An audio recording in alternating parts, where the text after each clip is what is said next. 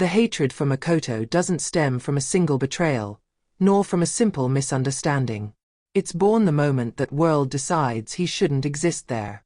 Even before wielding power, before making choices, before understanding where he was, Makoto Misumi had already been judged and condemned. And that's the detail almost everyone ignores. The problem was never what he did.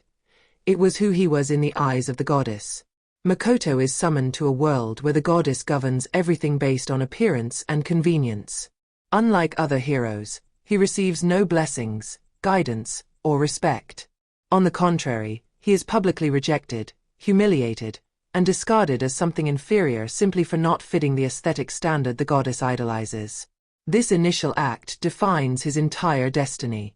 Cast into the far reaches of the world, without resources, without a common language, and without divine protection, Makoto begins to carry an invisible mark, that of someone who doesn't belong to the beautiful world the goddess built for humans. This detail changes everything, because the hatred for Makoto doesn't just come from the enemies he faces, but from an entire system designed to reject him.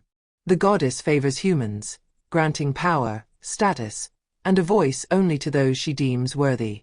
Makoto, cursed with the inability to communicate with ordinary humans, is automatically isolated.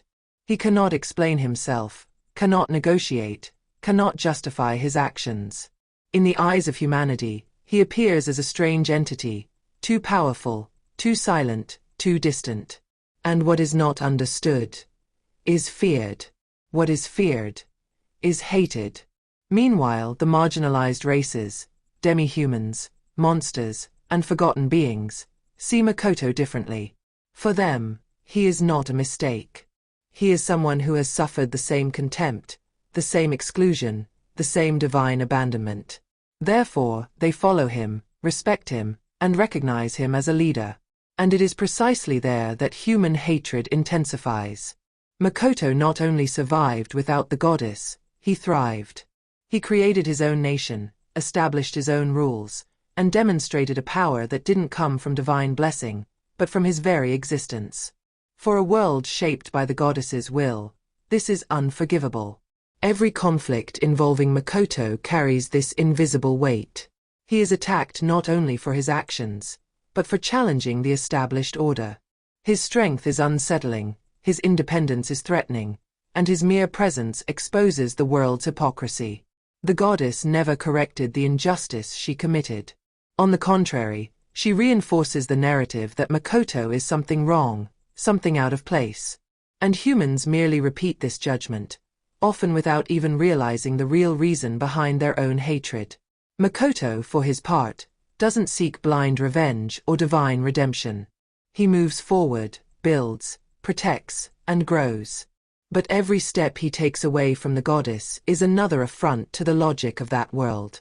The hatred he receives isn't personal. It's structural. It's a reflection of a system that doesn't accept someone who doesn't need divine approval to exist. And perhaps that's exactly why his story is so captivating. Because, amidst so much hostility, Makoto never stopped being true to himself. If this journey captivates you, disturbs you, or makes you see this world with different eyes, perhaps it's worth continuing to follow closely and walk alongside someone who chose to tread this path to the end.